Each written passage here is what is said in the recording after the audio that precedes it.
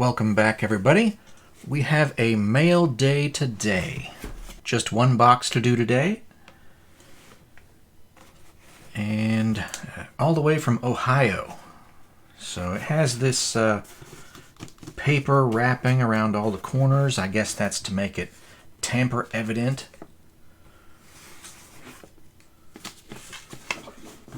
Tape there.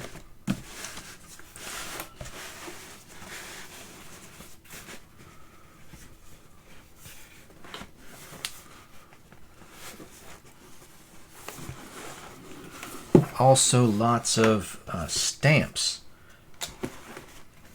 That helps you know if the tape's been moved or replaced.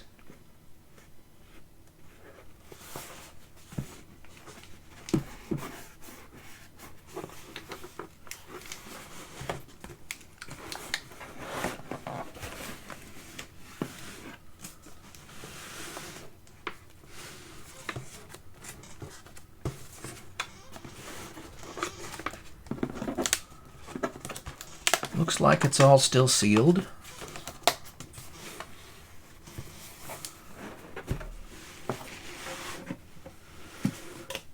Let's dig in.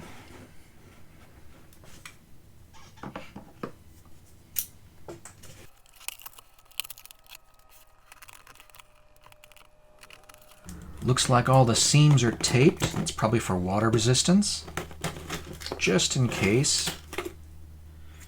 Can't be too careful.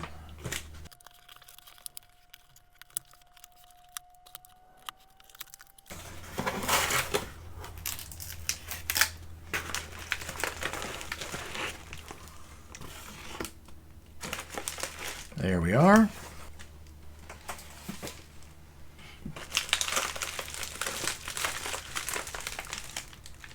No address or anything on that. Okay. Bubble mailer. Looks to be sealed.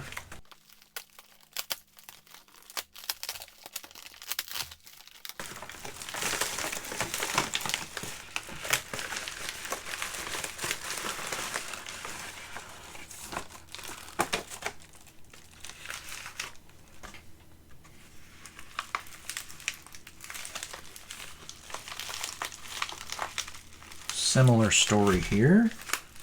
Probably going to cut this one.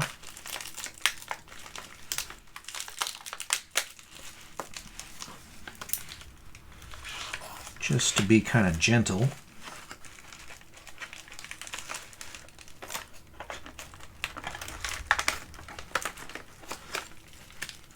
That way we're not pulling on anything.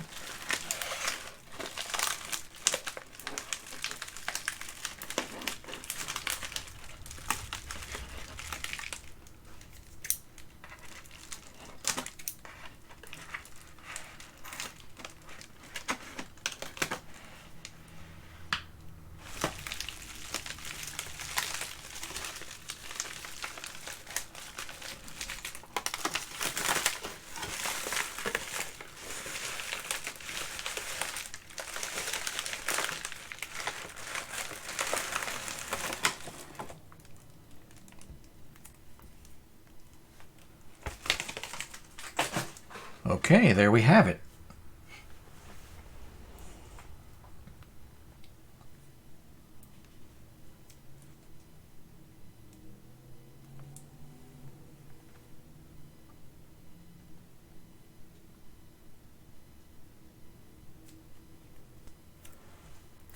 Let me play with my camera focus just a second. All right, we'll try that.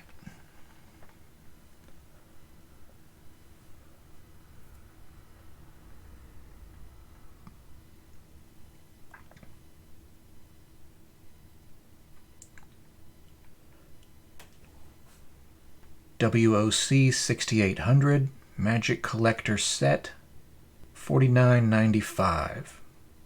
That's a price tag from an old store.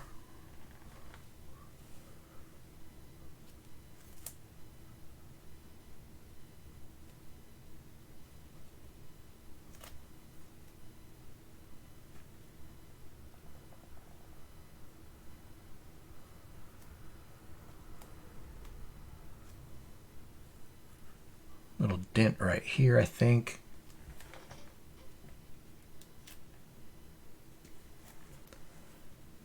Yeah, you can kind of see it on the bottom here.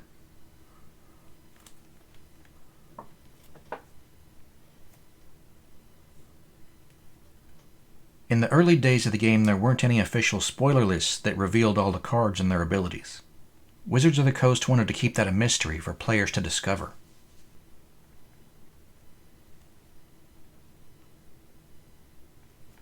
Garfield Games. Wizards of the Coast. They did eventually want to release a complete card list and considered doing that in a picture book, but they really wanted a holiday release, and that didn't leave time to put a book together. Collector's Edition. So this came out in December 1993. December 21st. They barely made it in time. It's basically the first holiday gift box for Magic.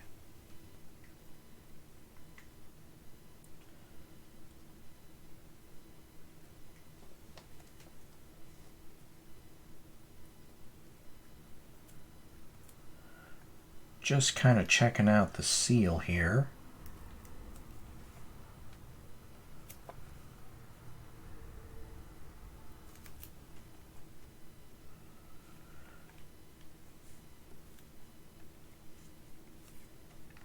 This is a complete set of cards. All 3 sheets, 363 cards.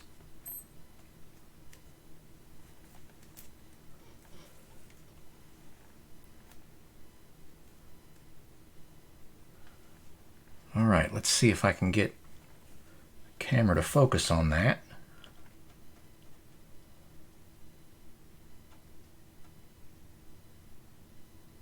Feel free to pause the video if you want to read the whole thing. You can see the product code over here in the corner, WOC 6800, and the MSRP $49.95. There's the barcode.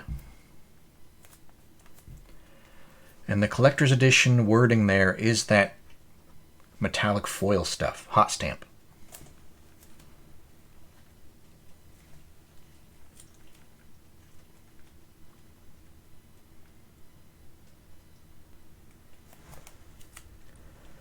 Let's pull up some side-by-side comparisons here.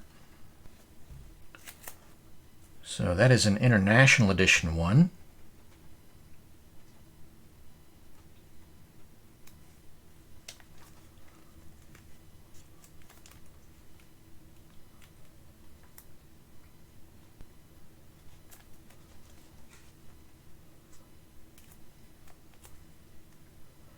Looks like that's this side of the box.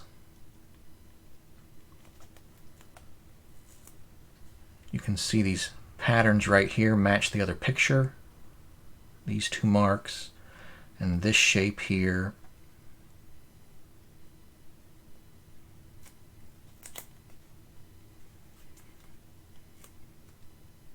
There was a lot of pressure from people who had invested in the company to release a complete factory set. This was popular with baseball cards and other trading cards at the time. Richard Garfield, who created the game, was adamantly against this idea. Releasing all the game pieces in a single box was antithetical to the philosophy of a trading card game. Players weren't supposed to have access to all the pieces, and the cards aren't supposed to be all equal rarity. That's one of the interesting things about Collector's Edition. There's not 11 commons for every rare. For Collector's Edition, Black Lotus is just as common as a giant growth. In the end, the investors won the battle, but Richard did make sure that the cards had square corners and marked card backs to prevent people from trying to play with them.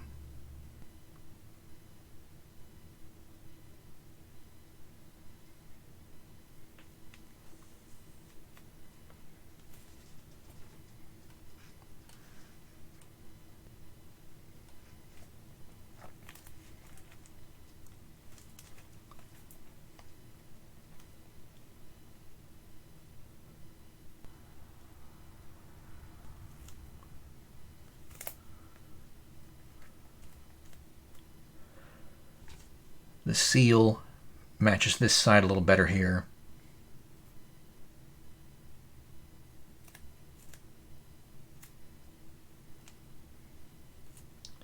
The one on the left's wrinkled, but you can still see this is kind of like double layered right here.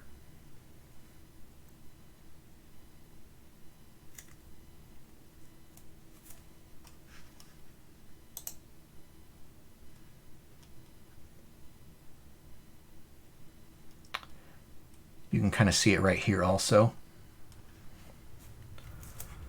So that would be this way. You see this line right here.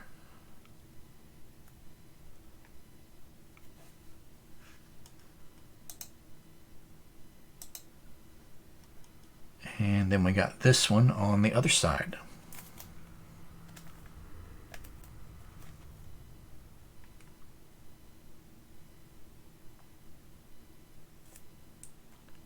Kind of see it right here.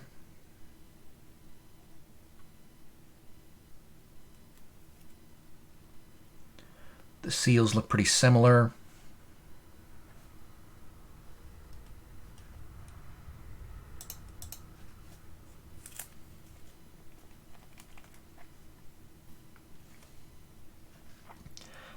The one on the left's torn open a little right there.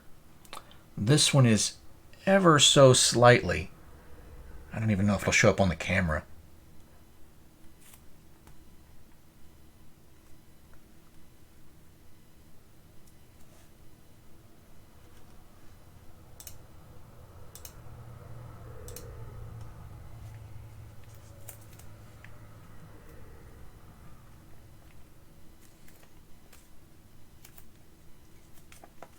Let's see, that would be this way.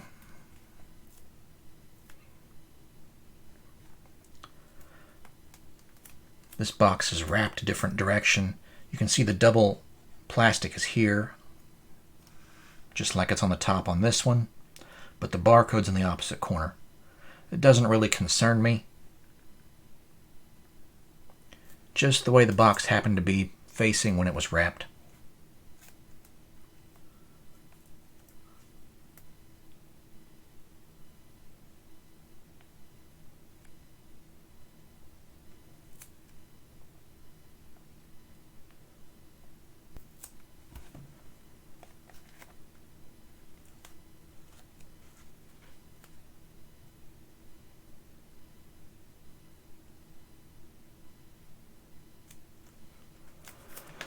So overall, that looks pretty good.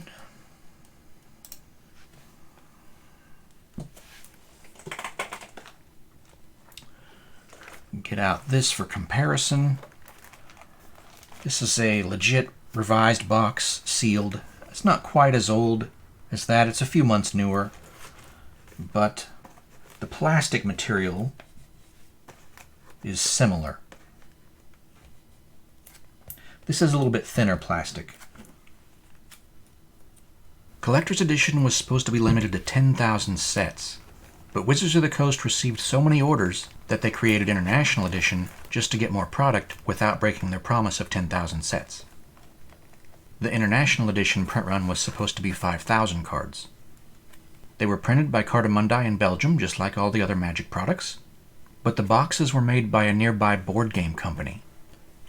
There's a long-standing rumor that this product was delayed because the boxes had a problem that needed to be fixed. That's not exactly true. The box here was supposed to come all the way down to the bottom, so that was an accident. It's not supposed to look like this. The box was supposed to come all the way down.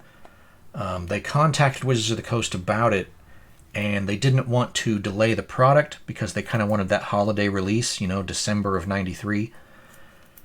Plus, that would have cost more money to fix the problem, and they didn't have much money back then.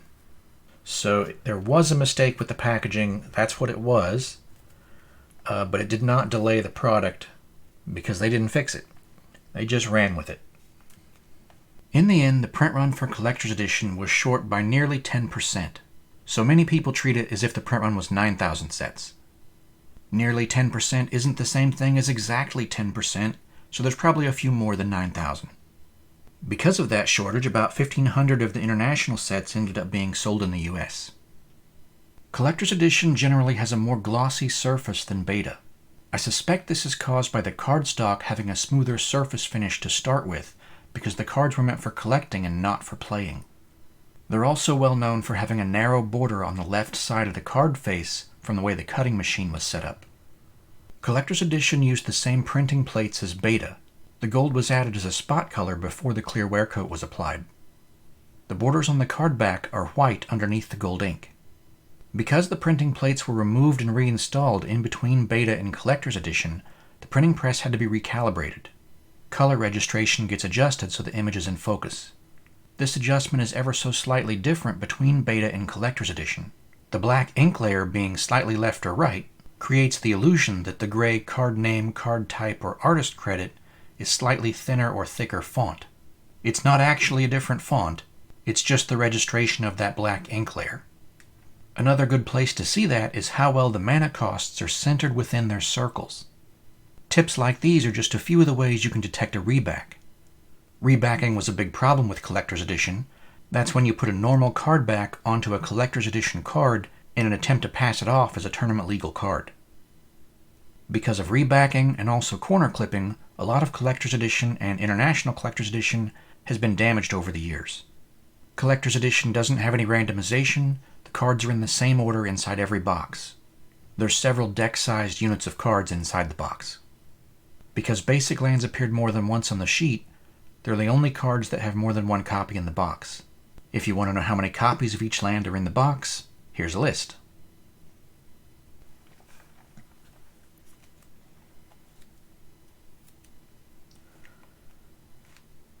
The item looks pretty good to me. The particulars of the wrapping seem to match the comparison photos I have.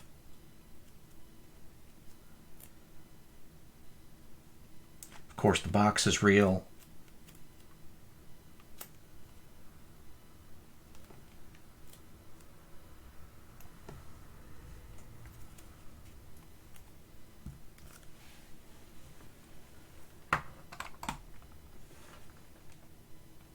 Just in case anyone wants to know how much a box weighs, we can check that out.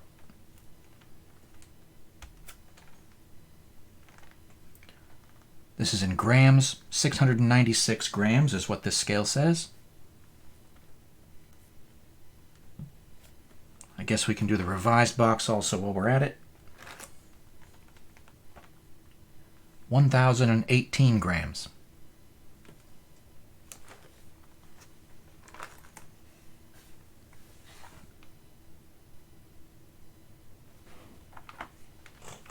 Just a little bonus here at the end.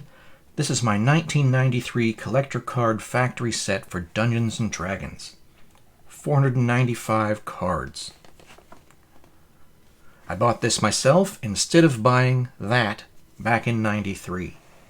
So you can see there was a lot of competing products on the shelf. There's a boat. Magical ring.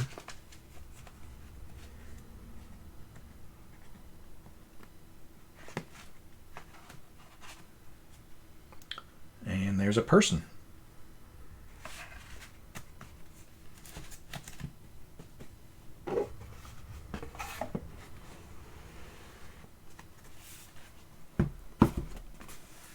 Hopefully that helps you out if you're interested in Collector's Edition. Catch you next time.